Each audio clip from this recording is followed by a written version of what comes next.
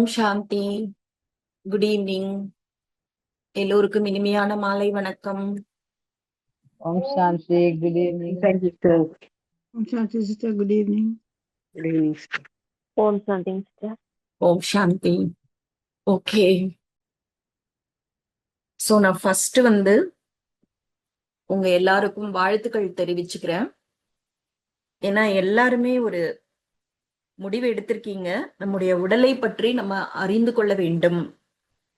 எல்லாருக்குமே தனக்கு இருக்கக்கூடிய அந்த ஹெல்த் இஷ்யூஸ், அதுல இருந்து இப்ப என்ன உடல் தொந்தரவுகளை அனுபவம் பண்ணிட்டு இருக்கோமோ அதுல இருந்து வெளியில வரணும் அப்படிங்கிற ஒரு விருப்பம் இருக்கும். பாருங்க, நான் மக்களை சந்திக்கும் பொழுது எல்லாருமே அவங்களுடைய உடல் தொந்தரவுகளை பத்தி தான் பேசுறாங்க, தனக்குள்ள இருக்கிற நோய்களை பத்தி பேசுறாங்க. உங்களுக்கு தெரியுமான்னு தெரியல, பழைய காலத்துல எல்லாம் தங்களுடைய உடம்புல ஏதாவது பிரச்சனை இருந்தா அத சத்தமா பேச வெட்கப்படுவாங்க. ரொம்ப சத்தமாலாம் உடம்புல இருக்க பிரச்சனைகளை சொல்லவே மாட்டாங்க. யாருக்காவது சொல்லணும் அப்படின்னா கூட கொஞ்சம் குரலை தாழ்த்தி தான் உடம்புல இருக்க நோயை பத்தி சொல்லுவாங்க. ஆனா இப்போ நிலைமை எப்படி இருக்கு நம்ம எல்லாருக்குமே தெரியும். எல்லாருமே கொஞ்ச நேரம் பேச ஆரம்பிச்சாலே போதும், அவங்க உடம்புல என்ன பிரச்சனைகள் இருக்கு, என்ன சஃபரிங்ஸ் அவங்களுக்கு இருக்கு, அதை பத்தி தான் சொல்றாங்க, பேசுறாங்க. ஏன்னா எல்லாருமே ரொம்ப குழப்பத்துல இருக்காங்க, கவலையில இருக்காங்க. எப்படி இந்த நோயில இருந்து வெளியில வர்றது அப்படிங்கிற ஒரு கஷ்டம் அவங்க முகத்திலேயே நல்லாவே தெரியுது. அந்த முகத்துல நல்ல ஒரு வலி தெரியுது. சில பேர் எனக்கு டயபெட்டிக் இருக்குன்னு சொல்றாங்க, சில பேர் மூட்டு வலி இருக்குன்னு சொல்றாங்க, ஆஸ்துமா இருக்கு, கான்ஸ்டிபேஷன் மலச்சிக்கல் இருக்கு, சில பேர் கிட்னி ஸ்டோனு, சிலருக்கு கண்கள்ல தொந்தரவு இருக்கு, சிலருக்கு ஹார்ட் ப்ராப்ளம்ஸ் இருக்கு. இப்படி எல்லாருமே ஏதாவது ஒண்ணு சொல்றாங்க. ஆனா என்ன ஒரு விஷயம்னா, இந்த நோயில இருந்து எப்படி வெளியில வர்றதுன்னு தெரியல, இந்த நோய் எப்படி வந்தது அப்படிங்கறதும் அவங்களுக்கு தெரியல, இப்ப என்ன நடந்துட்டு இருக்கு அப்படிங்கறதும் புரியல. எல்லாருமே ஒரு துர்பாகியம் அப்படிங்கிற மாதிரி ஃபீல் பண்றாங்க. இப்ப என்னெல்லாம் அவங்களுக்குள்ள கேள்விகள் வருதுன்னா, இந்த நோய் குணமாகுமா, எப்போ குணமாகும், என்ன செஞ்சா குணமாகும் அப்படிங்கிற மாதிரி எதிர்பார்ப்புகள், ஒரு ஆன்சைட்டி நிறையவே இருக்கு. இப்போ நான் ஒரு சாதாரண பர்சனா இருந்தா, இந்த மாதிரி என்கிட்ட யாராவது அவங்களோட உடல் நோயை பத்தி சொன்னாங்கன்னா ஒரு அனுதாபம், ஒரு சிம்பத்தி, அவ்வளவுதான் வந்திருக்கும். அந்த இடத்த விட்டு நான் கிளம்பி போயிருப்பேன். ஆனா நான் ஒரு சாதாரண ஒரு நார்மல் கிடையாது. ஏன்னா எனக்கு உடலை பற்றி சில ரகசியங்கள் தெரியும். அந்த ரகசியங்கள் எனக்கு கன்வின்ஸ் ஆகுது. அதுதான் நான் உங்களோட ஷேர் பண்ணிக்கணும்னு விரும்புறேன். ஆனா நீங்க தான் நான் சொல்ற விஷயம் சரியா தவறா அப்படிங்கிறத எவாலுவேட் பண்ணணும், பகுத்தறியணும். அதற்கப்புறம் உங்க முடிவை நீங்க தான் எடுக்கணும்.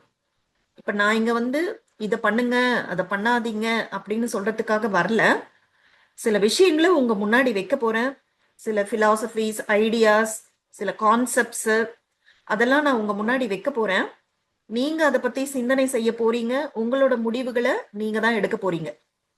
எனக்கு ஒரு விஷயம் மட்டும் தெரியல, இன்னைக்கு நம்ம இந்த கிளாஸ் ஸ்டார்ட் பண்றோம், இது எத்தனை நாளைக்கு போகும் அப்படிங்கிறது தெரியல எனக்கு. அது என்ன ஃப்ளோல போகுதோ அப்படி போகட்டும். ஆனா இந்த செஷன்ஸ் முடிவுக்கு வரும் பொழுது நீங்க நான் என்ன பண்ணணும் சிஸ்டர், இது பண்ணலாமா அது பண்ணலாமா அப்படிங்கிற கேள்விகளை கேட்க மாட்டீங்க. உங்களுக்கு எப்படி சிந்திக்கணும், என்ன செய்யணும், என்ன செய்யக்கூடாது அப்படிங்கிறது உங்களுக்கே தெரிய வரும். அதுதான் மெயின் ஐடியா.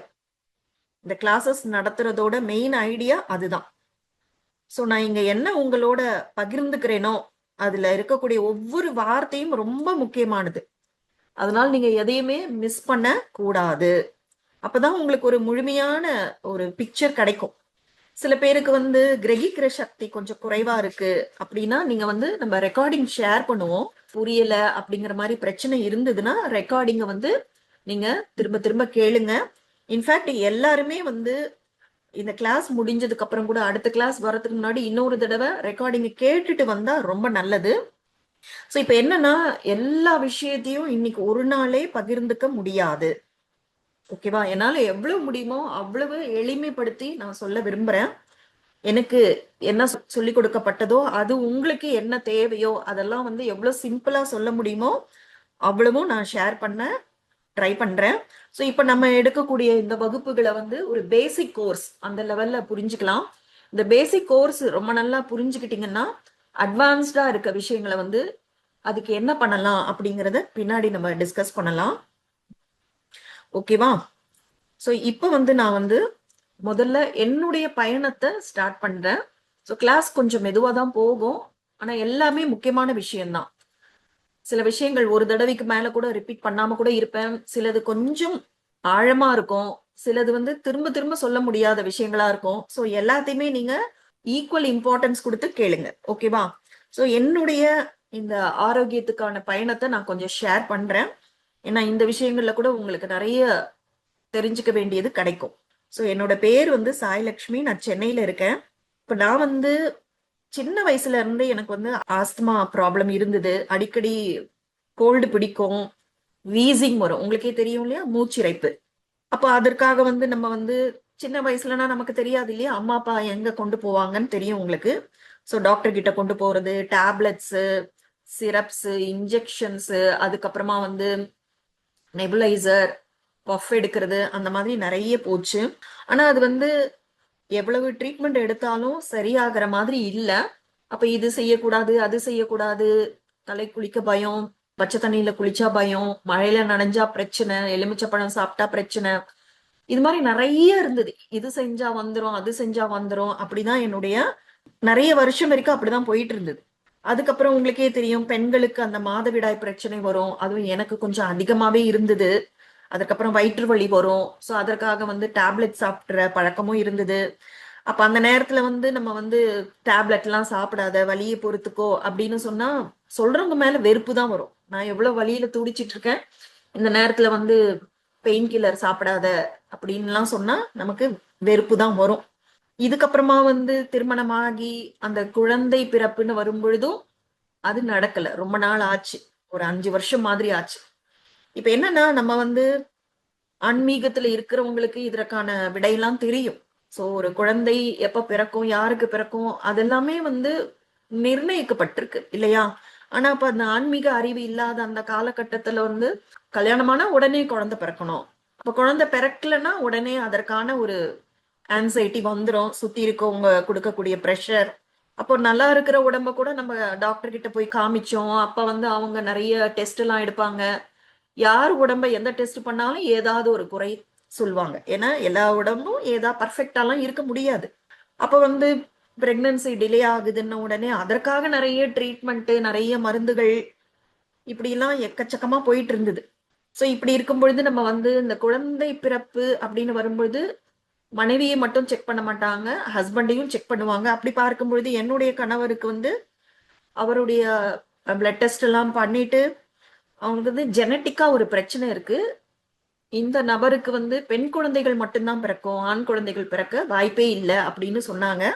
அது இந்தியாவிலேயே ரொம்ப ஃபேமஸான இந்த குழந்தை பிறப்பு அந்த மருத்துவத்துறையில இருக்கக்கூடிய ரொம்ப ஃபேமஸான டாக்டர் தான் அப்படி சொன்னாங்க.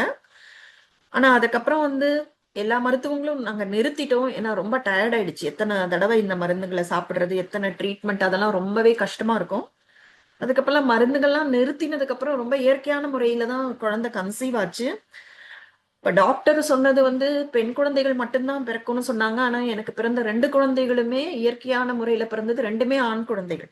சோ இப்ப நான் அப்படியே சொல்லிட்டு போகும் பொழுதே உங்களுக்கு நிறைய விஷயம் ஏன் சொல்றேன் அப்படிங்கறத புரிஞ்சுக்க முடியும். சோ இப்ப வந்து எனக்கு நிறைய கேள்விகள் இருந்தது. என்னுடைய உடல் வந்து ஆரோக்கியம் இல்லாம நான் அந்த ட்ரீட்மெண்ட் எடுத்துக்கிறது அப்படின்லாம் வரும்பொழுது நிறைய கேள்விகள்லாம் இருந்தது. இப்போ சளி பிடிக்குதுன்னா அந்த சளிக்காக நம்ம டாக்டர் கிட்ட போய் மருந்து சாப்பிடுறோம், வெளியில வந்த சளி அதுக்கப்புறம் நின்னுடுது. அப்ப சளி நிக்கிறது தான் குணமாகுதலா அப்படிங்கிற மாதிரி கேள்விகள்.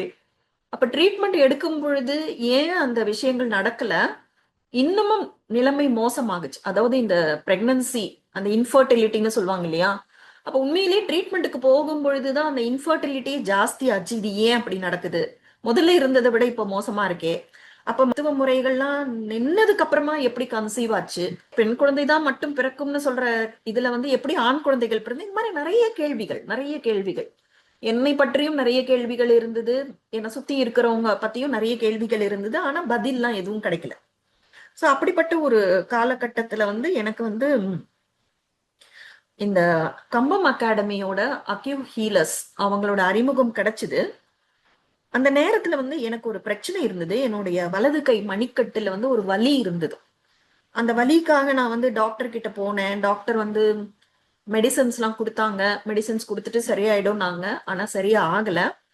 அதுக்கப்புறமா வந்து பிசியோதெரப்பி பண்ண சொன்னாங்க. அதுவும் பண்ணேன். நிறைய செலவெல்லாம் ஆச்சு இந்த விஷயங்களுக்கெல்லாம். ஆனா குணமாகல. இப்படி எனக்கு தொடர்ந்து பிரச்சனை இருக்கு. வலி சரியாகல. ஏன்னா வலது கையில மணிக்கட்டுல பிரச்சனைனா உங்களுக்கே தெரியும், எந்த வேலையும் செய்ய முடியாது. அப்போ வந்து என்ன சொன்னாங்க, இந்த மணிக்கட்டுல இருக்கக்கூடிய ஒரு தசை நார் உள்ள இருக்கக்கூடிய அந்த டெண்டான் வந்து வீக்கம் அடைஞ்சிருக்கு. அதனாலதான் உங்களுக்கு வலி வருது. இப்ப இந்த மருந்து மாத்திரையில எதுவுமே சரியாகலைன்னா அடுத்த ஸ்டெப் என்னன்னா ஸ்டெராய்டு இன்ஜெக்ஷன் குத்தணும் அப்படின்னு சொன்னாங்க. சரி, வேற வழியில எனக்கு சரியாகணும் அப்படின்னு அந்த இடத்துலயே வந்து ஸ்டெராய்டு இன்ஜெக்ஷன் குத்தினாங்க. அந்த டாக்டர் சொன்னாரு, இந்த ஸ்டெராய்டு இன்ஜெக்ஷன் குத்தினா கம்ப்ளீட்டா சரியாயிடும், இதுக்கப்புறம் உங்களுக்கு இந்த பிரச்சனையே வராது அப்படின்னு சொன்னாரு. ஆனா அன்பார்ச்சுனேட்லி எனக்கு சரியாகல. அதுக்கப்புறம் என்ன பண்றது அப்படின்னா அவர் முதலே சொல்லி அனுப்பிட்டாரு, இதுலயும் சரியாகலைன்னா உங்களுக்கு சர்ஜரி தான் ஒரே தீர்வு. அப்போ எங்க வீட்ல வந்து சர்ஜரிலாம் வந்து அதுவும் அந்த மணிக்கட்டு மாதிரி ஒரு நுட்பமான பகுதியில வந்து ஆபரேஷன் பண்றதெல்லாம் தயாரா இல்ல. அந்த நேரத்துல எனக்கு இந்த கம்பம் அகாடமியோட அக்யூ ஹீலர்ஸோடைய தொடர்புல வரும் பொழுது நான் அவங்க கிட்ட கேட்டேன், இதற்கு ஏதாவது ட்ரீட்மெண்ட் இருக்கா உங்க அக்யூபங்சர்ல அப்படின்னு கேட்டேன். அப்ப அவங்க அக்யூ ஹீலரோட நம்பர் கொடுத்து ட்ரீட்மெண்ட்டுக்கு போக சொன்னாங்க. அது எங்க வீட்டு பக்கத்துல இருக்கிற ஒரு அக்யூ ஹீலர் கிட்ட நான் போனேன். அப்ப அவர் வந்து என்னோட நாடிய ஒரு சில நொடிகள் பரிசோதனை பண்ணாரு. அதற்கப்புறமா உடம்புல ஒரு இடத்துல வந்து ஒரே ஒரு நீடல் குத்தினாரு. அதாவது அக்யூபங்சர்னாலே நமக்கு என்ன ஒரு பிம்பம் இருக்கும்னா உடம்பு முழுக்க இன்ஜெக்ஷன் போடுறது அப்படிங்கிற மாதிரி தான் நமக்கு ஒரு புரிதல் இருக்கும். ஆனா இந்த கம்பம் அகாடமியோட அக்யூபங்சர்ல வந்து ஒரு இடம் மட்டும்தான், 1 பாயிண்ட் ட்ரீட்மெண்ட் தான். அப்போ ஒரே ஒரு இடத்துல மட்டும் ஒரு 10 செகண்டுக்கு ஒரு நீடில் போட்டாங்க. அதுல வலி அப்படிலாம் ஒன்றும் இல்லை. அதற்கப்புறமா எனக்கு வந்து அன்னைக்கே ஒரு சின்ன வித்தியாசம் தெரிஞ்சுது. அந்த வலி வந்து கண்டினியூஸா இருந்த வலி வந்து ஒரு மாற்றம் இருந்தது. அப்ப எனக்கு அது அதிசயமா இருந்தது. சின்னதா ஒரே ஒரு நீடல் குத்துனாங்க. அது ஒரு 10-15 செகண்டுக்கு தான். அதுக்குள்ளேயே ஒரு வலி டிஃபரன்ஸ் இருக்கே அப்படின்னு நான் நினைச்சேன். அதுக்கப்புறம் வாரத்துல ஒரு நாள் வாங்கினாங்க. வாரத்துல ஒரு நாள் போயிட்டு இருந்தேன். ஆனா பெரிய அளவுல முன்னேற்றம் இல்ல. சரியாகணும், ஆனா சரியாகிற மாதிரி இருக்கு. ஆனா கம்ப்ளீட்டா வலி சரியாகல. இப்படி இருந்துட்டு இருக்கும் பொழுதே ஆனா அந்த அக்கி ஹீலர் வந்து என்ன சொல்லிட்டு இருந்தாருன்னா, இது கண்டிப்பா குணமாகும், கண்டிப்பா சரியாயிடும், இத பத்தி ரொம்ப யோசிக்காதீங்க, அதுக்கு ரொம்ப அந்த இடத்துக்கு வந்து ரொம்ப சிரமம் கொடுக்காதீங்க, அந்த கையை பயன்படுத்தி நிறைய வேலை பண்றது அந்த மாதிரி பண்ணாதீங்க, ரெஸ்ட் கொடுங்க அப்படின்னு தான் சொல்லிட்டு இருந்தாரு. இப்படி ஆனா எனக்கு என்னமோ நடக்குது, ஏதோ ஒரு விஷயம் நடக்குது, இது சரியாகும் அப்படிங்கிற ஒரு ஃபீலிங் இருந்தது. அந்த நேரத்துல நான் எந்த அக்யூ ஹீலரோட தொடர்புல வந்தேனோ அவங்க வந்து ஒரு விஷயம் எனக்கு ஷேர் பண்ணாங்க. இந்த அக்யூ ஹீலிங் பத்தி வந்து ஒரு 4 நாள் ஒர்க் ஷாப் இருக்கு, அதுல போய் கலந்துக்கோங்க அப்படின்னு சொன்னாங்க. அது ஒரு பெய்டு ஒர்க் ஷாப், ஓகேங்களா? ஸோ அதுக்கு நான் போகும் பொழுது ஒரு 4000 ருபீஸ், இப்போ அதெல்லாம் இன்க்ரீஸ் ஆயிடுச்சு. ஒரு 2 இயர்ஸ் முன்னாடி இருக்கும்னு நினைக்கிறேன். இப்போ 4000 ருபீஸ் கொடுத்து அந்த ஒர்க் ஷாப் நான் கலந்துக்கிட்டேன். அதுல காலையில இருந்து சாயந்தரம் வரைக்கும் கலந்துக்கணும். நான் என்ன நினைச்சு அதுல கலந்துக்கிட்டேன்னா, அக்யூ ஹீலிங் ட்ரீட்மெண்ட் பத்தி சொல்ல போறாங்க, அந்த பாயிண்ட்ஸ் எங்க இருக்குன்னு சொல்ல போறாங்க, எந்த நோய்க்கு எந்த பாயிண்ட்டுக்கு நீடில் போடணும் அப்படிங்கிற மாதிரி சொல்ல போறாங்க, அப்படிதான் நான் நினைச்சேன். ஆனா அந்த 4 நாட்கள் ஒர்க் ஷாப்லயும் அவங்க வந்து ட்ரீட்மெண்ட் பத்தி பேசவே இல்லை. முதல் நாள் ஆச்சு, 2வது நாள் ஆச்சு, 3வது நாள் கூட பாதி நாள் போயிடுச்சு. 3வது நாளோட செகண்ட் ஆஃப் ஆஃப்டர்நூன்ல தான் அவங்க ட்ரீட்மெண்ட் பத்தியே வந்தாங்க. 4வது நாள் பெருசா ஒன்றும் இல்லை, அந்த நாடி பார்க்கறது சொல்லி கொடுக்கறது, அதுக்கு ஒன்று பயிற்சி, சில கேள்விகள் சந்தேகங்கள் அப்படிதான் போச்சு. அப்ப வெறும் ஒரு அரை நாட்கள் தான் அவங்க ட்ரீட்மெண்ட் பத்தியே சொன்னாங்க. அதுவும் ரொம்ப ஒரு 6 புள்ளிகள் தான் சொன்னாங்க. அப்புறம் நாடி பார்க்கறதுக்கான பயிற்சி கொடுத்தாங்க. அப்ப மிச்சம் இருக்கிற அந்த 2.5 நாள் என்ன பண்ணாங்க, ஆரம்ப கட்டத்துல இருக்க அந்த 2.5 நாள்ல வந்து என்ன பண்ணாங்கன்னா நிறைய ஞானத்தை பகிர்ந்துகிட்டாங்க. அப்ப அன்னைக்கு வந்து எனக்கு புரியல, நேரடியா போயிட்டு இந்த நோய்க்கு இந்த புள்ளியை தொடணும், இந்த நோய்க்கு இதை பண்ணணும் அப்படிதானே சொல்லணும். ஆனா இவங்க ட்ரீட்மெண்ட் பத்தி பேசல. உடலை பற்றின நமக்கு என்னெல்லாம் தவறான புரிதல்கள் இருந்தது, நம்ம என்னெல்லாம் ட்ரீட்மெண்ட் எடுத்துட்டு இருந்தோம், அதுல இருக்கக்கூடிய குறைகள் என்ன அப்படிங்கறத நிறைய சொன்னாங்க. அப்புறம் தான் நான் கவனிச்சு பார்த்தேன், அந்த ஹால்ல வந்து 100-150 பேர் இருந்திருப்பாங்க. அத்தனை பேரும் வந்து ஏதேதோ ஒரு மருத்துவ முறையில போய் அந்த குறிப்பிட்ட பிரச்சனை தீராம இங்க வந்தவங்களா தான் இருந்தாங்க. ஸோ அந்த என்ன ஞானம் அவங்க பகிர்ந்துக்கிட்டாங்களோ அது ரொம்ப அட்ராக்ட் பண்ணுச்சு, என்னை ரொம்ப கவர்ந்து இருந்துச்சு. என்ன பாருங்க, எந்த ஒரு பிரச்சனைக்கும் யாராவது இதை பண்ணுங்க அதை பண்ணுங்கன்னு சொன்னா நம்ம எப்பொழுதுமே மற்றவர்களை சார்ந்து இருப்போம். அப்போ ஒவ்வொரு தடவையும் அவங்க கிட்ட போய் என்ன பண்ணலாம் என்ன பண்ணலாம்னு கேட்போம், நமக்கு ஒரு ஐடியாவே இருக்காது. அதே நமக்கே சில புரிதல்கள், நம்ம ஆரம்பத்துல கொடுத்த மெசேஜ்ல கூட என்ன சொன்னோம், நம்மளுடைய நோய்கள் எல்லாம் வந்து எந்த தவறான கர்மத்துல வந்திருக்குன்னு அது தெரியணும் இல்ல, நமக்கு என்ன தவறான கர்மம் தெரிஞ்சாதானே அதை சரி பண்ணிக்க முடியும். சோ அந்த மாதிரி விஷயங்கள் எல்லாம் நிறைய கிடைச்சது. இந்த உடலை பற்றின ஒரு விழிப்புணர்வு கிடைச்சது. அந்த ஞானக்கண், உடலை பற்றிய ஞானக்கண் திறந்ததுன்னே நான் சொல்லுவேன். சோ அப்ப வந்து சில விஷயங்கள்லாம் சொன்னாங்க, இந்த இந்த உடலை பற்றி சில விதிகள்லாம் இருக்கு, அதெல்லாம் சொல்லும் பொழுது அதெல்லாமும் ரொம்ப இன்ட்ரெஸ்டிங்கா இருந்தது. சோ அதெல்லாம் கூட நான் வந்து ஒரு எக்ஸ்பெரிமெண்ட் பண்ணி பார்க்கணும். அந்த விதிகள் அதெல்லாம் பயன்படுத்தி பார்க்கும் பொழுது எனக்கு ரொம்பவும் ஆச்சரியமா இருந்தது. இத்தனை நாளா நம்ம புரிஞ்சுக்கிட்ட விஷயம் அதை செய்யும் பொழுது, உதாரணமா எனக்கு வீசிங் வருதுன்னா பின்னாடி நான் உங்க கூட அதெல்லாம் நான் ஷேர் பண்ண போறேன். ஸோ அந்த விதிகள்லாம் ஃபாலோ பண்ணும் பொழுது எப்படி அந்த உடல் தன்னைத்தானே குணப்படுத்துது அப்படிங்கிற மாதிரி நல்லா இருந்தது. அப்போ 4 days ஒர்க் ஷாப் வந்து எனக்கு பத்தல, இன்னும் நிறைய தெரிஞ்சுக்கணும் அப்படிங்கிற ஒரு ஆர்வம் வந்தது. இத்தனைக்கும் எனக்கு வந்து இப்போ இன்னைக்கு நிறைய பேர் சொல்ற நோய்கள் எதுவும் கிடையாது. எனக்கு டயபெட்டிஸ் கிடையாது, பிபி கிடையாது, கொலஸ்ட்ரால் ப்ராப்ளம் கிடையாது, தைராய்டு கிடையாது, ஹார்ட் ப்ராப்ளம் எதுவுமே கிடையாது. ஆனாலும் எனக்கு இதுல ஏதோ விஷயம் இருக்கு, அதை தெரிஞ்சுக்கணும்.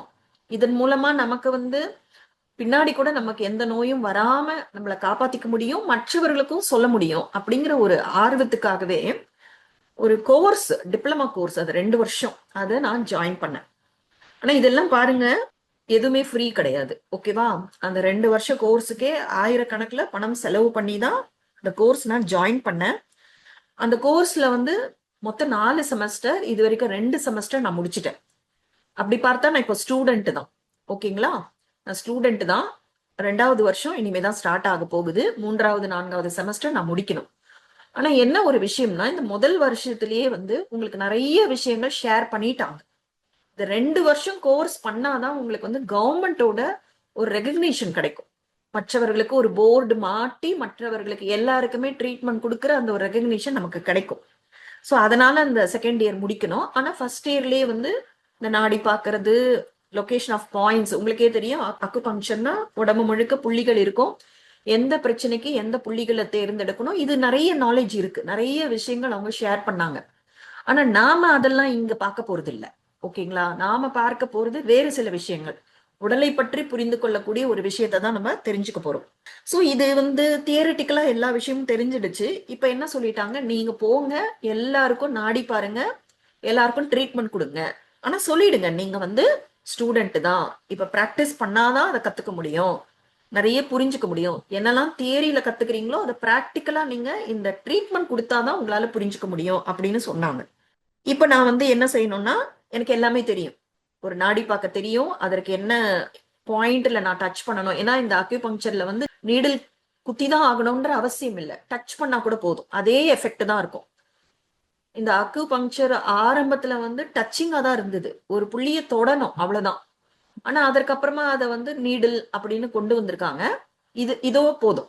ஸோ நீங்க டச் பண்ணாலும் இல்ல நீடில் குத்தினாலும் சேம் எஃபெக்ட் தான். ஸோ இப்ப நான் செய்ய வேண்டியது பிராக்டிஸ் மட்டும்தான்.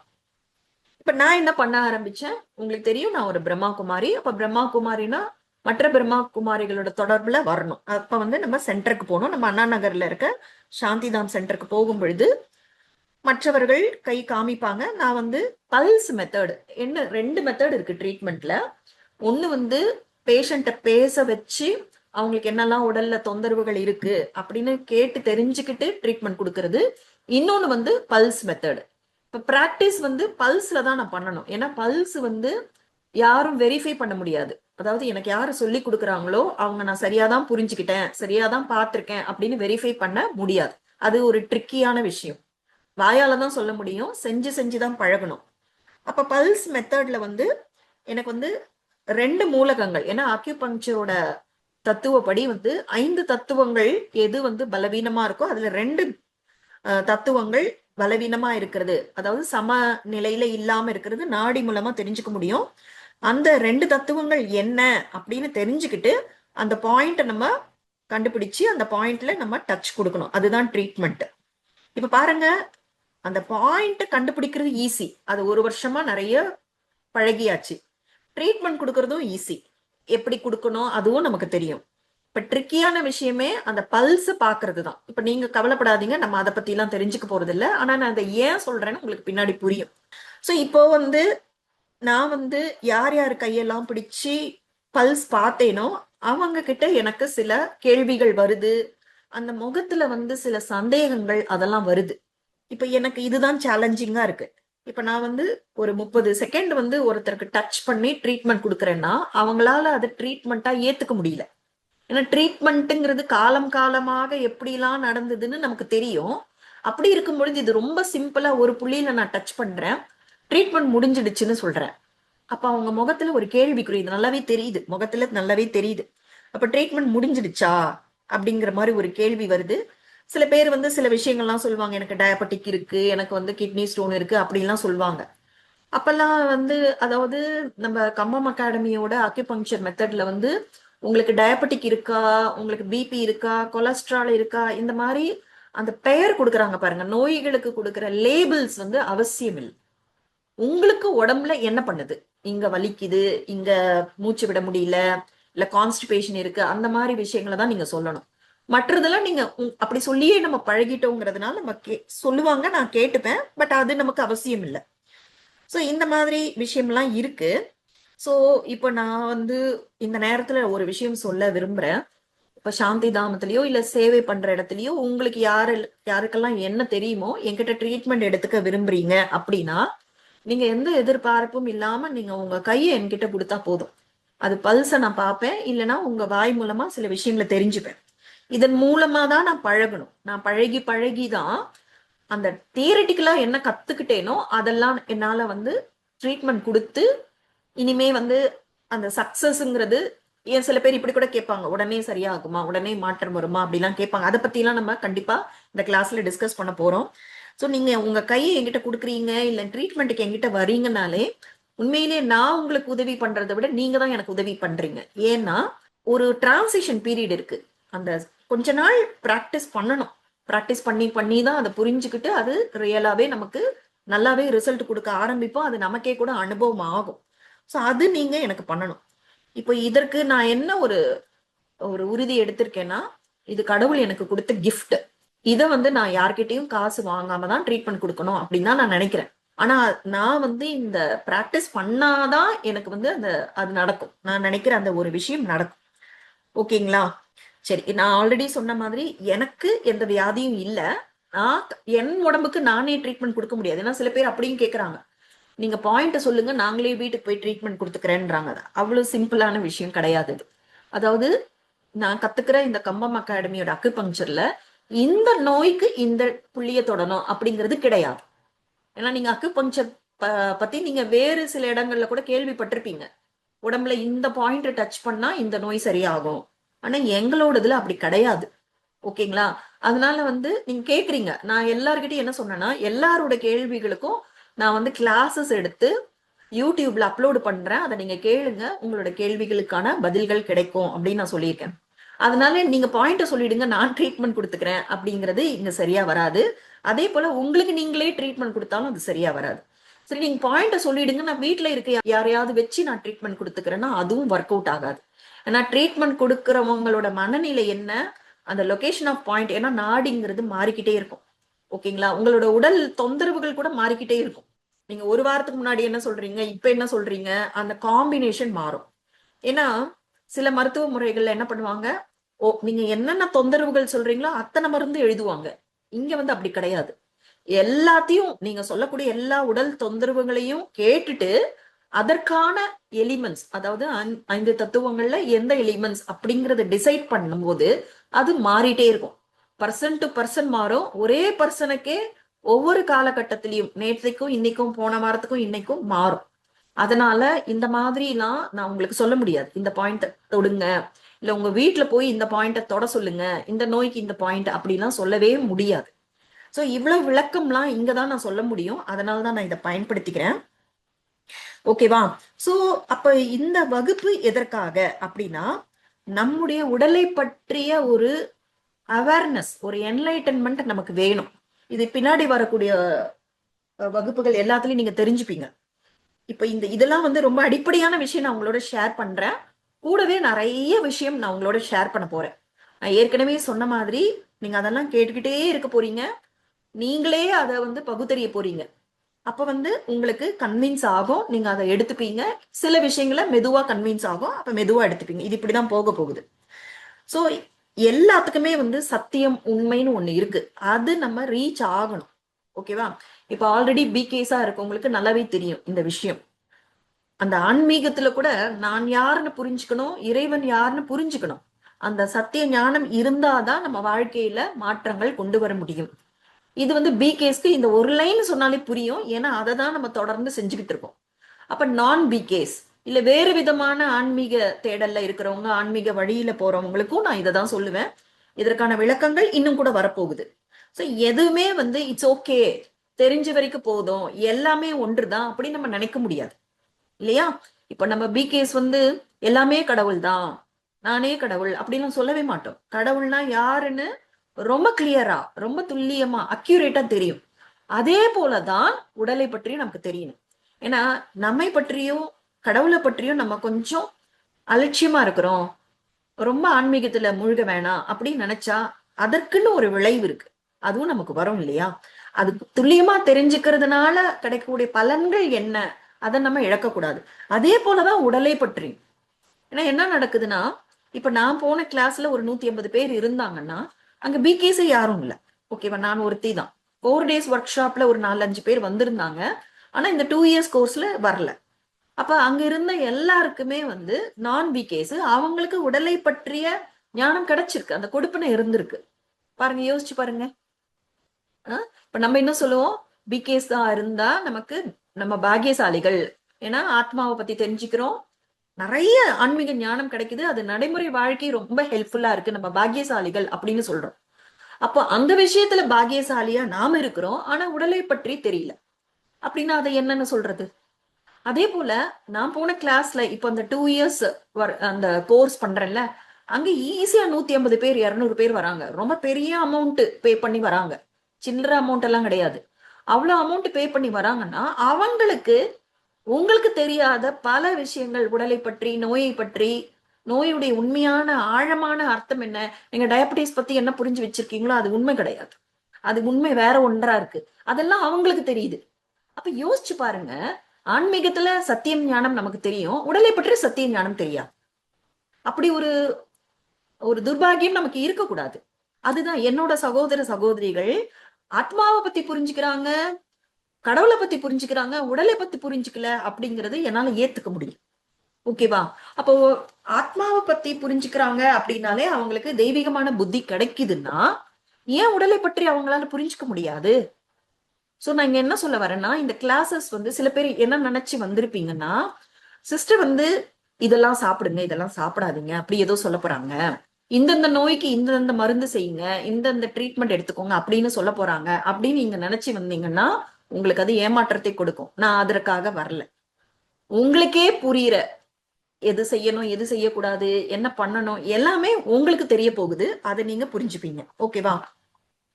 அப்போ இந்த வகுப்பு வந்து ஞானத்தை பகிர்தல் அப்படிதான் இருக்கும். அந்த ஞானத்தை கண்டிப்பா பிகேஸா இருக்கிறவங்களுக்கு புரிஞ்சிக்க வேணும். அப்படின்னா இல்லைன்னா எப்படி தெய்வீக புத்தி வந்ததுன்னு சொல்ல முடியும்? அப்ப இறைவன் வந்து நமக்கு தெய்வீக புத்தி கொடுக்கிறாருன்னா என்ன அர்த்தம்? புத்தினாலே எது சரி எது தவறுன்னு புரிஞ்சுக்கிற விஷயம். அப்ப அந்த தெய்வீக புத்தி உங்களுக்கு இருக்குன்னா இதுலயும் உங்களுக்கு புரியும். இப்ப நான் பிகேஸ் இருக்காங்க, அப்ப நாங்க என்ன பண்றது? இப்ப நான் என்ன சொல்றேன்னா, நீங்க ஒரு ஓப்பன் மைண்டடா, நான் சொல்றதெல்லாம் ஆமா சாமி போடணும்னு அவசியம் இல்ல, ஓப்பன் மைண்டடா திறந்த மனசோட கேளுங்க. கூடவே இந்த வகுப்புகள் முடியும் பொழுது உங்களுக்கு ஆன்மீக ஞானமும் முக்கியம் அப்படின்னு புரிஞ்சுக்கிட்டீங்கன்னா கண்டிப்பா தயவு செய்து உங்க வீட்டு பக்கத்துல இருக்கிற ஒரு பிரம்மா குமாரி சென்டருக்கு போயிட்டு நீங்க அந்த 7 நாள் வகுப்பு எடுத்துக்கோங்க. அது ஒரு பேசிக் கோர்ஸ். அதுக்கப்புறம் இறைவனோட மகா வாக்கியங்கள்னு சொல்லப்படுற முரளியும் கேட்டீங்கன்னா, அந்த எளிமையான ராஜயோக தியானமும் கத்துக்கிட்டீங்கன்னா உங்களுக்கு அந்த தெய்வீக புத்தி கிடைச்சிரும். இன்னும் ரொம்ப ஒரு முக்கியமான ஒரு பெனிஃபிட் கிடைக்கும். அதை நான் வரக்கூடிய வகுப்புகள்ல உங்களுக்கு நான் ஷேர் பண்றேன். அப்ப நான் ஏன் அதை சொல்றேன் அப்படின்றத நீங்க புரிஞ்சுப்பீங்க. சரிங்களா? சோ இந்த வகுப்புகள் கண்டிப்பா ஒரு ரொம்ப இன்ட்ரெஸ்டிங்கா இருக்குது அப்படிங்கிற மாதிரி மட்டும் இல்ல. அதாவது சில கிளாஸஸ் எல்லாம் நம்ம யூடியூப்ல கேட்போம், இல்ல வேற எங்கேயாவது ஒர்க் ஷாப்ல கேட்போம். ரொம்ப புத்திக்கு வேலை இல்லாம சும்மா ஜாலியா அப்படி கேட்டுட்டு போயிடுவோம். சிலதை எடுத்துப்போம், சிலதை மறந்துடுவோம். அப்படி கிடையாது. இங்க நீங்க ஒரு கிளாஸ் ரூம். நீங்க எதுவுமே பே பண்ணி இந்த கிளாஸ் வரல, ஆனா நீங்க பே பண்ணதா நினைச்சுக்கோங்க. ஏதாவது ஒரு ஃபீஸ் பெரிய அமௌண்ட் பே பண்ணிட்டு ஒரு கிளாஸ் அட்டன் பண்ணா எவ்வளவு அதற்கு இம்பார்ட்டன்ஸ் கொடுப்போம். அந்த கிளாஸ் ரொம்ப முக்கியம். அதுல இருக்க விஷயங்கள்லாம் நம்ம உள்ள பதிய வைக்கணும், அதை பயன்படுத்தணும் அப்படிங்கிற ஒரு எண்ணம் வரும். அந்த மாதிரி ஒரு மைண்ட் செட்லயே நீங்க தயவு செய்து இந்த கிளாஸஸ் எல்லாம் கேளுங்க. இது சில இடங்கள்ல ஒரு உயிரியல் வகுப்பு மாதிரி, பயாலஜிக்கல் கிளாஸ் மாதிரி தோணும். ஆனாலும் நான் உங்களுக்கு தேவையில்லாத விஷயங்களை சொல்ல மாட்டேன். உங்களுக்கு என்ன வேணுமோ அவ்வளவு மட்டும்தான் சொல்லுவேன். அதை தவிர நீங்க தேவையே இல்லை. ஃபுல் கவனம் நீங்க கொடுத்தா போதும். இந்த ஒர்க் ஷாப்பை நீங்க ஒரு பெய்டு ஒர்க் ஷாப்பா நினைச்சுக்கிட்டு இதை நீங்க கேட்டா போதும். ஓகேங்களா? சோ நான் ஏற்கனவே சொன்ன மாதிரி இதை பண்ணுங்க, அதை பண்ணுங்க, பண்ணாதீங்க அப்படின்னு நான் சொல்ல போறது இல்ல. நீங்க தான் எல்லாத்தையுமே டிசைட் பண்ண போறீங்க. ஓகேவா? சோ நீங்க உங்களோட புத்தியை பயன்படுத்தணும். அதற்கு நீங்க கவனமா கேட்கணும், சிந்திக்கணும், புரிஞ்சுக்கணும், முடிவு பண்ணுங்க, எக்ஸ்பெரிமெண்ட் பண்ணுங்க. அதற்கப்புறம் உங்க இஷ்டம் எந்த வழியில போகணும் அப்படிங்கிறது. சரி, இப்ப நான் ட்ரீட்மெண்ட் கொடுக்கும்போது நிறைய பேர் டயபெட்டிக்ஸ் இருக்கு, கிட்னி ஸ்டோன் இருக்கு, எனக்கு வலி இருக்கு, என்ன பண்ணலாம் அப்படின்லாம் கூட கேட்பாங்க. சோ அந்த மாதிரி நான் அட்டென்ட் பண்ற பேஷண்ட்ஸ் சில கேள்விகள்லாம் கேட்கறாங்க. அதற்கான பதில்களும் இந்த வகுப்புகள்ல உங்களுக்கு தொடர்ந்து கிடைக்கும். சரிங்களா? இப்ப இந்த ஸ்லைட்ல நம்ம என்ன பண்ணியிருக்கோம்னா, உடல் ஆரோக்கியம் நமது சாய்ஸ், அதாவது நம்முடைய தேர்வு தான். இது நம்ம மேல விதிக்கப்பட்டது. கடவுள் நோயை கொடுத்துட்டாரு, இந்த உலகம் நமக்கு நோயை கொடுத்துருச்சு, இல்ல அப்பா அம்மா நோய் கொடுத்துட்டாங்க. ஏன்னா சிலது ஜெனட்டிக்கா வர்றது, ஹெரிடிட்டரி, அப்படி பரம்பரை நோய் அப்படிலாம் சொல்றாங்க. அப்படிலாம் எதுவுமே இல்ல. உடல் ஆரோக்கியம் நமது சாய்ஸ் தான். அதே போல சில விஷயங்கள் ஒரு வகுப்புல லைட்டா சொல்லி விட்டுருவேன். அதற்கான விளக்கம் வேற ஒரு வகுப்புல நல்ல டீடைல்டா வரும். அதனாலதான் எந்த வகுப்பையும் ஒரு நிமிஷத்தை கூட நீங்க மிஸ் பண்ணக்கூடாது. சோ அதற்கு நம்ம உடலை அறிவது அப்படிங்கிறது நமக்கு முக்கியமா படுது. இப்ப நம்மளோட உடலோட ஆரோக்கியம்ங்கிறது எவ்வளவு முக்கியம் அப்படிங்கிறது நமக்கே தெரியும். ஏன்னா என்ன சொல்றாங்க, உடலும் ஆரோக்கியமா இருக்கணும், மனமும் ஆரோக்கியமா இருக்கும், அப்பதான் சந்தோஷமான வாழ்க்கை கிடைக்கும். அப்ப மனம் ஆரோக்கியமா இருக்கிறதுக்கு ஆன்மீக ஞானம் தேவை. அந்த ஆன்மீக ஞானம் சத்திய ஞானமா பிரம்மகுமாரிகள்ல இலவசமா நமக்கு கிடைக்குது. இப்போ உடலை பற்றிய ஞானத்தை தான் நம்ம தெரிஞ்சுக்கிறோம். அப்ப உடல் ஆரோக்கியமா, ஏன்னா ரெண்டுத்துக்கும் கனெக்ஷன் இருக்கு. அந்த கனெக்ஷன் பத்தியும் நான் இப்ப சொல்றேன், இனிமே நான் சொல்ல ஆரம்பிப்பேன். சோ உடல் ஆரோக்கியமா இருந்தா மட்டும்தான் நம்ம நினைச்ச வேலைகளை செய்ய முடியும், நம்மளோட பொறுப்புகளை எல்லாம் நம்மளால நிறைவேற்ற முடியும். இல்லைன்னா மனசுல அதே ஒரு துக்கம் வந்துடுது, இந்த உடம்பு இப்படி படுத்துது. ஏன்னா வலி வரும் பொழுது துக்கம் வரும். ஐயோ இது வலிக்குதே, இது எப்ப சரியாகும், எதனால எனக்கு வலி வருது, நான் என்ன பாவம் பண்ணேன், இந்த மாதிரி நிறைய கேள்விகள் வரும். அதே மாதிரி ஏதாவது நம்ம சில விஷயங்கள் செய்யலாம்னு நினைப்போம், ஆனா உடல் ஒத்துழைக்காது.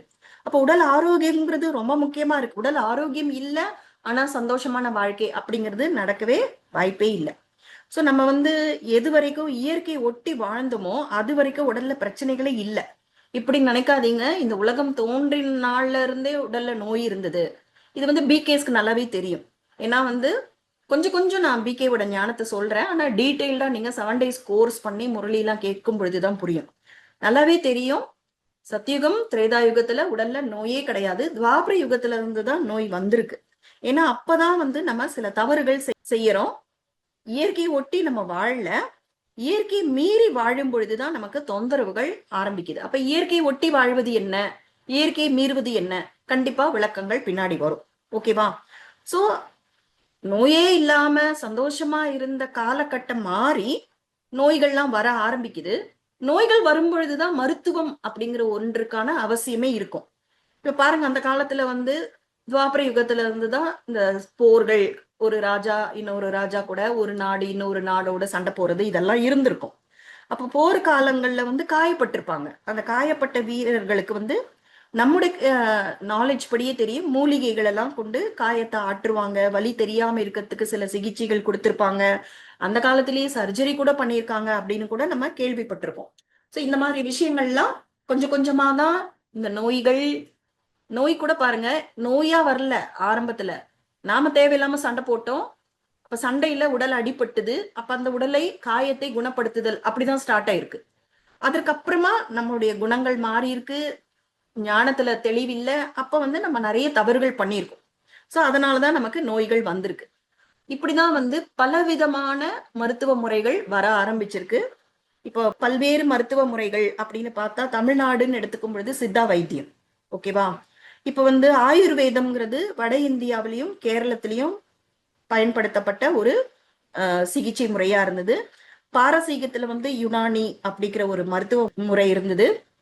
ஜெர்மனில வந்து ஹோமியோபதி, அப்புறம் வந்து சீனால வந்து அக்யூபங்க்சர், இதை தவிர வந்து ரஷ்யால வந்து மேக்னட்டோ தெரப்பி அப்படிங்கிறாங்க. அதற்கப்புறமா நிறைய நேச்சுரோபதின்ற ஒண்ணு இருக்கு, பயோகெமிக்கல் தெரப்பின்னு இருக்கு, ஃப்ளவர் மெடிசன், ஃப்ளவர் தெரப்பின்னு சொல்றாங்க, வர்ம கலைன்னு சொல்றாங்க, வர்மா. அப்போ வந்து சீனால இருக்கக்கூடிய அக்யூபங்க்சர், அப்புறம் எலக்ட்ரோ ஹோமியோபதி, மசாஜ், அப்படின்லாம் நிறைய மருத்துவ முறைகள் இருக்கு. இப்ப மருத்துவ முறைகள் அப்படின்னு வரும் பொழுதே ரெண்டு விஷயம் இருக்கு. ஒன்று வந்து மரபு வழி மருத்துவ முறைகள், இன்னொன்னு நவீனம். நவீனம்னாலே உங்களுக்கு நல்லாவே தெரிஞ்சுக்கலாம், இங்கிலீஷ் மெடிசன், அலோபதி. அதாவது நவீனம்னா பெஸ்ட்ங்கிற அர்த்தம் கிடையாது, லேட்டஸ்ட்னு அர்த்தம். எல்லாராலும் பயன்படுத்தப்படுது, லேட்டஸ்டா நிறைய கண்டுபிடிக்கிறாங்க அப்படிங்கிற அர்த்தத்துலதான் அந்த மாடர்ன் மெடிசன் நவீனம் அப்படின்னு பார்க்கணும். மரபு வழினாலே வந்து பிரயோஜனம் இல்லை, அது முடிஞ்சு போச்சு, வேலைக்கு ஆகாது, அதெல்லாம் ஓல்டு ஃபேஷன் அப்படிங்கிற அர்த்தம் கிடையாது. மரபு வழினா என்ன அர்த்தம்னா பண்டைய காலத்துல ஃபாலோ பண்ணது அப்படின்னு புரிஞ்சுக்கணும். உண்மையிலேயே மரபு வழி மருத்துவங்கள் தான் ரொம்ப சிறப்பானது, சைடு எஃபெக்ட்ஸ் இல்லாதது. ஓகேவா? அதுல வந்து நிறைய செலவுகள் கிடையாது, பக்க விளைவுகள் கிடையாது. ஆனா இதுல மரபு வழி மருத்துவங்கள்னு நான் நிறைய பேரெல்லாம் சொன்னேன் பாத்தீங்களா, இது எல்லாமே ரொம்ப யுனிக், தனித்தன்மை கொண்டது. ஏன் நான் இதை சொல்றேன்னா, நிறைய பேர் வந்து எல்லாத்தையும் மிக்ஸ் பண்றாங்க. இப்ப நவீனம் அப்படின்னாலே மிக்சர் ஆயிடுது. நம்ம சாப்பிட்ற மிக்சர்ல எல்லாமே கலந்துருக்குல்ல, அது போல நல்லா கவனிங்க. ஏன்னா சில இடங்கள்ல நீங்க கவனிக்கணும், அப்பதான் சில கேள்விகள் வராது, பதில் கிடைக்கும். ஒவ்வொரு மருத்துவமும் தனித்தன்மை கொண்டது. இப்ப மருத்துவ முறையினால என்னன்னா டயக்னோசிஸ், ட்ரீட்மெண்ட், ரெண்டு விஷயம் இருக்கு. தமிழ்ல சொல்றதானா நோய் அறிதல் டயக்னோசிஸ், ட்ரீட்மெண்ட்னா சிகிச்சை. இந்த ரெண்டுமே இருந்தாதான் அது மருத்துவ முறை. அப்போ ஒரு மருத்துவ முறையோட நோய் அறிதலும் இன்னொரு மருத்துவ முறையோட சிகிச்சையும் சேராது. எந்த மருத்துவ முறையில நீங்க நோய் அறிதல் டயக்னோசிஸ் பண்றீங்களோ அந்த மருத்துவ முறையில தான் சிகிச்சை எடுக்க முடியும். ஆனா இன்றைய காலகட்டத்துல அப்படி இருக்கா? ஒரு கேள்விக்குறி. ஏன்னா நோய் அறிதல்னாலே நீங்க வந்து லேப்ல போய் பிளட் டெஸ்ட் பண்ணணும், யூரின் டெஸ்ட் பண்ணணும், இல்ல ஸ்கேனு, எக்ஸ்ரே, இது எல்லாமே அலோபத்தின்னு சொல்லக்கூடிய இங்கிலீஷ் மெடிசன், அதனுடைய டயக்னோசிஸ். அந்த ரிப்போர்ட்டை வச்சுக்கிட்டு போயிட்டு மற்ற மரபு வழி மருத்துவங்கள்ல ட்ரீட்மெண்ட் எடுத்துக்கிற அப்படின்னு சொன்னாலே அடிப்படையிலேயே தவறு இருக்குன்னு அர்த்தம். ஏன்னா மரபு வழி மருத்துவங்கள் எல்லாமே 5 தத்துவங்களின் அடிப்படையில தான் இருக்கு. பெயர்கள் கொஞ்சம் மாறி இருக்கலாம். ஓகேவா? வாதம், பித்தம், கபம் அப்படிங்கிற வார்த்தைகள் இருக்கலாம், வேறு மருத்துவ முறையில வேறு வார்த்தைகள் இருக்கலாம். இப்ப அக்யூபங்க்சர்ல 5 தத்துவங்கள். இப்ப எனக்கு வந்து அக்யூபங்க்சர் மட்டும்தான் தெரியும், எனக்கு மற்ற மரபு வழி மருத்துவங்கள் தெரியாது. அதனால நான் அதை பத்தி பேசவோ கம்பாரிசனுக்கோ நான் வர முடியாது. ஸோ நீங்க அக்குபங்க்சர் இல்ல நம்ம கத்துக்கிற சில விஷயங்கள் வரும் பொழுது மற்ற மருத்துவ முறைகளை வச்சு கேள்விகள் கேட்டா அது சரியா வராது. ஓகேவா? இந்த பாயிண்ட நான் மறுபடியும் சொல்றேன். மரபு வழி மருத்துவங்கள் ஒவ்வொன்றுமே யுனிக், தனித்தன்மை கொண்டவை. அதனுடைய நோய் அறிதல்னு சொல்ற டயக்னோசிஸும் சரி, அதனுடைய ட்ரீட்மெண்ட் சொல்ற சிகிச்சை முறையும் தனித்தன்மை கொண்டது. அதுலதான் நோய் அறியணும், அதுலதான் சிகிச்சை முறை. ஆனா இன்னைக்கு எத்தனை மரபு வழி மருத்துவங்கள் உயிரோட இருக்கு, அந்த அடிப்படை தத்துவங்களை இன்னமும் பாதுகாத்து வருது அப்படின்னா அது ஒரு கேள்விக்குறிதான். இதற்கு எனக்கு பதில் கிடையாது. நீங்க இது உங்களுடைய தேடல் நான் விட்டுறேன். ஏன்னா ஒவ்வொரு மருத்துவ முறையிலயும் வந்து அந்த மருந்துகள் கொடுக்கறாங்க பாருங்க, அது அந்த இடத்தோட தட்ப வெப்பநிலைக்கு காலநிலைக்கு ஏற்ற மாதிரி இருந்தது. நான் சொன்னேன் இல்லையா, ஒவ்வொரு மருத்துவமும் ஒவ்வொரு நாட்டுல இடத்துல இருக்கு. பாருங்க, சில மருத்துவ முறைகள்லாம் சிறப்பா இருக்கும். மூலிகை வந்து சிறப்பா இருக்கும், கஷாயம் மாதிரி இருக்கும். சிலது வந்து பவுடரா இருக்கும், சிலது லேகியமா இருக்கும். ஏன் இப்படி இருக்குன்னா, எல்லாமே அடிப்படையில ஹெர்பலா தான் இருக்கும், மூலிகைகளா தான் இருக்கும். ஆனா அந்த நாட்டுல என்ன இருக்கோ, ஒரு பாலைவனத்துல போயிட்டு உங்களுக்கு சிறப்பாக கொடுக்க முடியாதுல்ல, அங்க ட்ரை தான் பண்ணி ஆகணும். அதன்படி எல்லாமே கொஞ்சம் மாறி இருக்கும். ஓகேவா?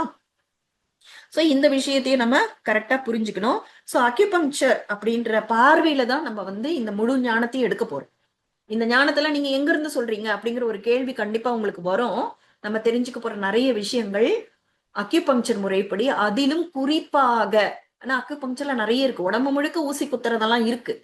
ஓகேவா? அது கிடையாது. நம்மளோடது வந்து கம்பம் அகாடமி படி 1 பாயிண்ட் ட்ரீட்மெண்ட், ஒரே புள்ளியை தான் தேர்ந்தெடுப்போம், அங்க மட்டும்தான் சிகிச்சை கொடுப்போம். அதன்படி அதனுடைய கண்ணோட்டத்துல இருந்துதான் நான் இந்த ஞானத்தையே நான் ஷேர் பண்ண போறேன். சரி, ஓகே. இப்போ வந்து இந்த மரபு வழி மருத்துவங்கள்லாம் ஏன் அழிஞ்சுது, ஏன் அப்படின்னா நிறைய வந்து ரகசியம் காக்கப்படணும் அப்படின்னு சொல்லி பரவல. ரகசியம் வந்து எப்போ காப்பாற்றப்படும்னா அது பல பேருக்கு தெரியும் பொழுதுதான். இது கொஞ்சம் முரண்பாடா இருக்கு, ஆனா நல்லா யோசிச்சீங்கன்னா புரிஞ்சுப்பீங்க. ஒரு ரகசியம், ஆனா அது அதனுடைய உண்மை தன்மை, சத்தியத்தன்மை, கலப்படம் இல்லாம கிடைக்கணும் அப்படின்னா நிறைய பேருக்கு தெரிஞ்சிருக்கணும். ஆனா என்ன நடக்குது, மரபு வழி மருத்துவங்கள் எல்லாமே குடும்பத்தின் அந்த அப்பா தாத்தா வைத்தியரா இருப்பாங்க, அவங்க குடும்பத்துல இருக்க பிள்ளைகளுக்கு அதை சொல்லி கொடுப்பாங்க. அப்படிதான் இருந்துச்சு. அப்ப என்ன நடக்குதுன்னா, இது பரவல. அப்போ அந்த குடும்பத்துல அந்த சிகிச்சை முறையை விட்டுட்டாங்க, இல்ல வாரிசு இல்லாம போயிருக்கலாம், இல்ல பல காரணங்கள் இருக்கலாம். அப்ப அந்த ரகசியங்கள் மண்ணோடு மண்ணாக மறைந்து விட்டன. அப்படிதான் நிறைய இருக்கு, நிறைய பேருக்கு தெரியறதே இல்ல. நிறைய நம்ம கேள்விப்பட்டிருப்போம், அந்த காலத்துலாம் வந்து அப்படி பார்த்துட்டே நாடியை தொட்டு பார்த்து சில நோய்களை கண்டுபிடிப்பாங்க, பார்த்தே கண்டுபிடிப்பாங்க. நமக்கே தெரியாத நோய்களை கூட அவங்க சொல்லியிருப்பாங்க, அதுக்கப்புறம் தான் நமக்கே தெரியும் இந்த நோய் இருக்குன்னு. அப்படி அந்த அளவுக்கு ஹையஸ்டா இருந்திருக்கு டயக்னோசிஸ் மெத்தட். ஆனா இப்பெல்லாம் அந்த அளவுக்கு இல்லைங்கிறது தான் நமக்கு தெரிய வர விஷயம். ஓகேவா? சரி, அடுத்தது வந்து நம்ம வந்து பொதுவா நோய்க்கு காரணங்களா என்னெல்லாம் சொல்லப்படுது அப்படிங்கிறத நம்ம தெரிஞ்சுக்கலாம். சோ நோய் அப்படின்னு வந்தாலே என்ன சொல்றாங்க, ஜெனட்டிக் டிசார்டர் அப்படின்னு சொல்றாங்க. சோ இந்த கிளாஸ் கேட்கறவங்க இனிமே வரக்கூடிய வகுப்புகளும் இதே மாதிரிதான் இருக்குமா அப்படின்னு நினைக்காதீங்க. எந்தெந்த விஷயம் நீங்க கண்டிப்பா கவனிக்கணும், நோட் பண்ணணும் அப்படிங்கறத நானே சொல்லிடுவேன். இதை வந்து புரிஞ்சுக்கிற லெவல்ல கேளுங்க. ஓகேவா? ஏன்னா இது எல்லாமே நம்ம ஃபேஸ் பண்ற விஷயங்கள் தான், நான் புதுசா புரியாத விஷயங்கள் சொல்லவே இல்லை. நோய் அப்படின்னால என்ன சொல்றாங்கன்னா, இது பரம்பரை நோய் அப்படிங்கிறாங்க, ஜெனட்டிக்கா வருது அப்படிங்கிறாங்க. சில சமயம் வந்து சடனா ஒரு ஆர்கன் ஃபெயிலியர் ஆயிடுது, திடீர்னு இதயம் வந்து செயல் இழந்துடுச்சு, கிட்னி ஃபெயிலியர் ஆயிடுச்சு அப்படிங்கலாம் காரணம் சொல்றாங்க. கிருமி தொற்று, நல்லாவே தெரியும்ல, எந்த நோயா இருந்தாலும் ஏதோ ஒரு கிருமியோட அட்டாச் பண்ணி தான் சொல்லுவாங்க, இந்த கிருமினால இந்த நோய் வந்தது. இதனுடைய நான் இப்ப என்ன சொல்ல போறேனோ அதனுடைய டீடைல்டான விளக்கம் நான் பின்னாடி சொல்றேன், ஆனா இங்க கொஞ்சம் லைட்டா சொல்றேன், கேட்டுக்கோங்க. இன்ஃபெக்ஷன் வந்துச்சு, ஜெர்ம்ஸ், அதாவது நம்ம சுவாசிக்கிற காத்து மூலமா இன்ஃபெக்ஷன் வந்துடுச்சு, தண்ணீர் மூலமா இன்ஃபெக்ஷன் வந்துருக்கு, நம்ம சாப்பிட்ற சாப்பாடு மூலமா கிருமி தொற்று வந்துருச்சு அப்படின்லாம் நோய்க்கு காரணமா சொல்றாங்க. அதுக்கப்புறமா ஹார்மோனல் இம்பேலன்ஸ், ஹார்மோன்ஸ் தான் காரணம் அப்படின்னு சொல்றாங்க. அப்புறம் சத்து குறைபாடு, சத்து குறைபாடுனால்தான் இந்த நோய் வந்தது. விட்டமின் டெபிஷியன்சி இருக்கு, புரோட்டீன் பத்தல, கால்சியம் பத்தல, இந்த மாதிரி பல காரணங்கள் நோய்க்கு காரணங்களாக சொல்லப்படுகின்றது. இதெல்லாம் கரெக்டா தப்பா அந்த ஆராய்ச்சியில நம்ம இப்ப போல, அது பின்னாடிதான் நம்ம தெரிஞ்சுக்க போறோம். இது வந்து நோய்க்கு காரணங்களாக சொல்லப்படுது அப்படிங்கறது தான் நம்ம இங்க சொல்றோம். இப்ப நம்ம முக்கியமான விஷயத்துக்கெல்லாம் வரப்போறோம். இப்ப வந்து உடல் ஆரோக்கியம் அப்படின்னா 2 விஷயம் இருக்கு. ஓகேவா? 2 விஷயம் இருக்கு.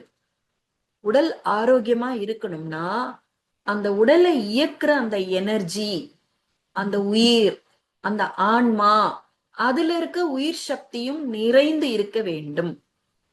இது பிகேஸ்க்கு ஈஸியா புரிஞ்சிடும்.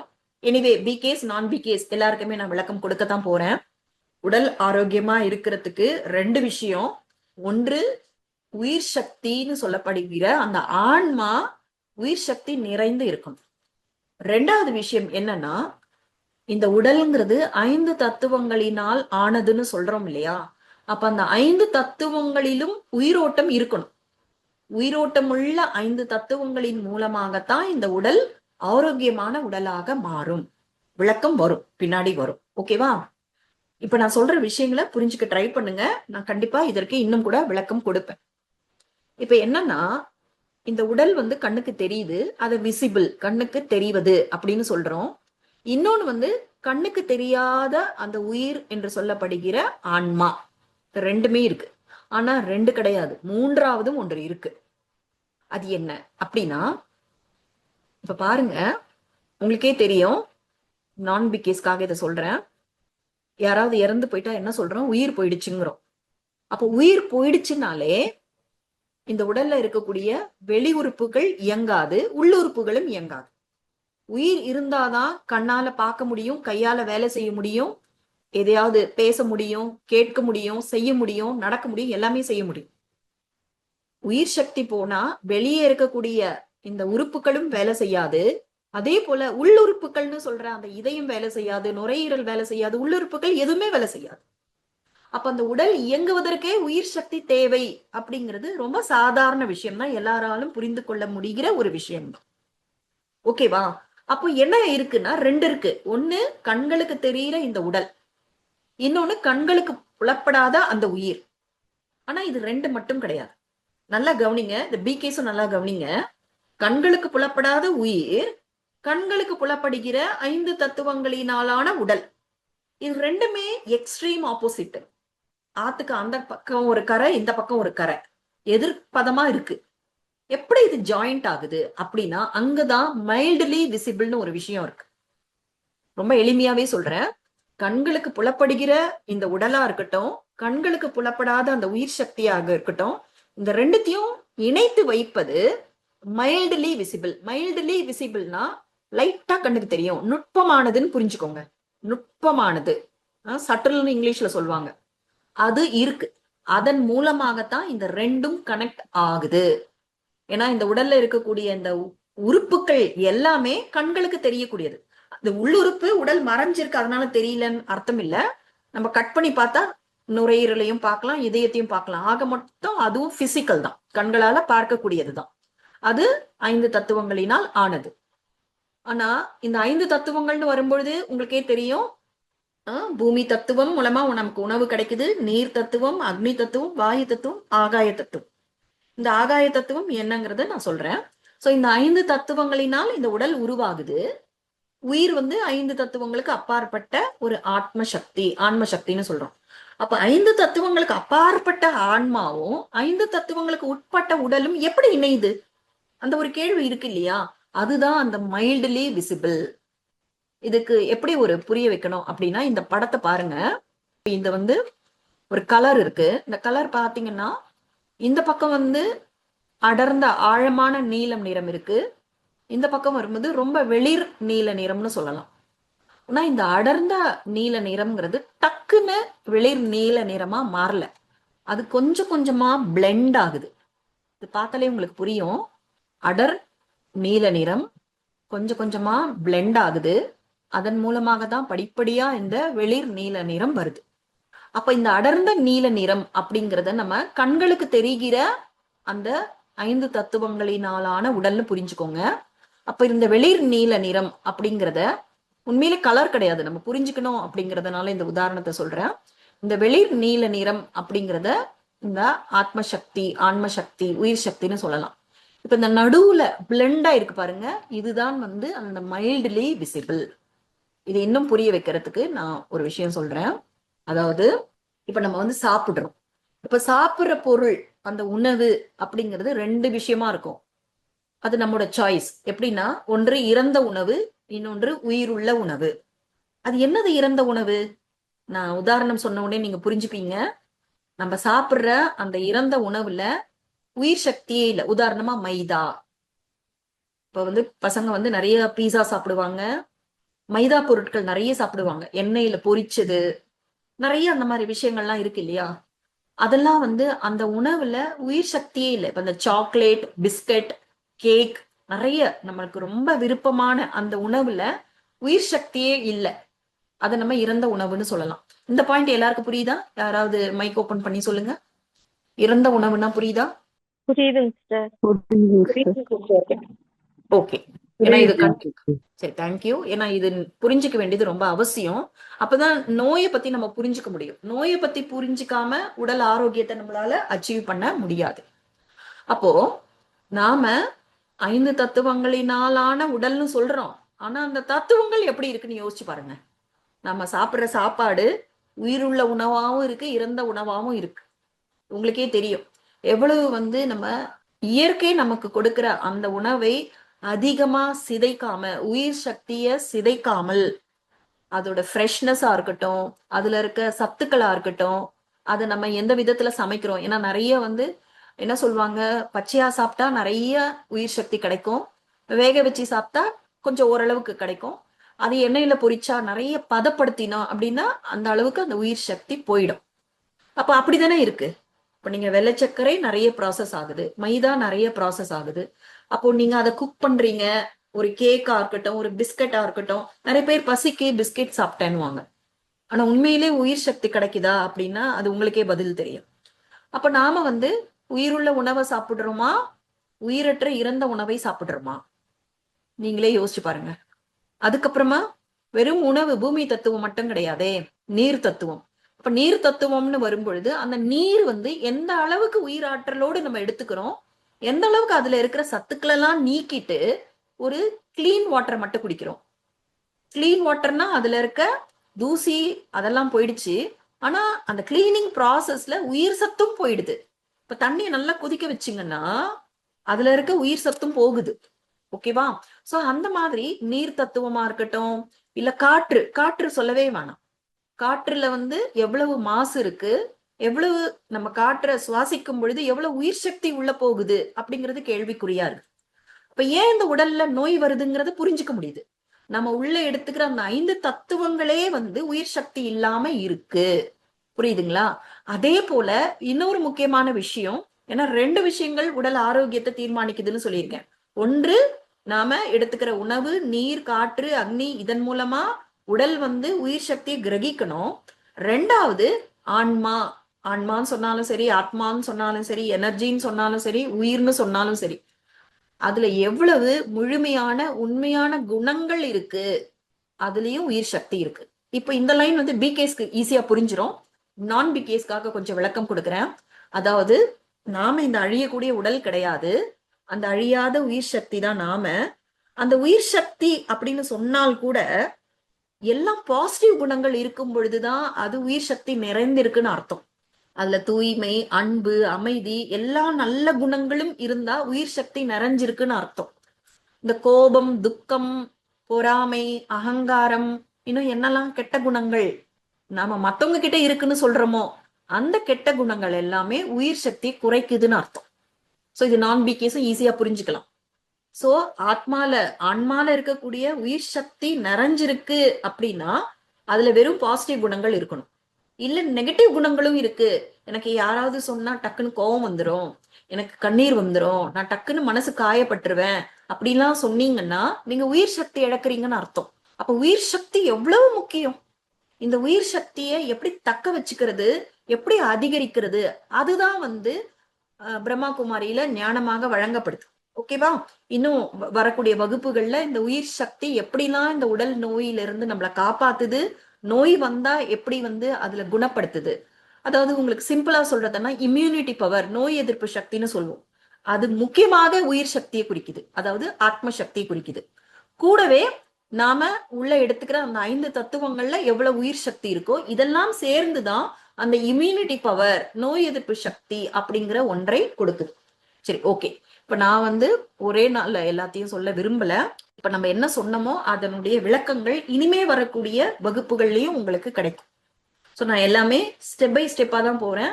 சோ என் கூடவே கையை பிடிச்சுக்கிட்டு வாங்க, எல்லா விளக்கங்களும் கொடுப்போம்.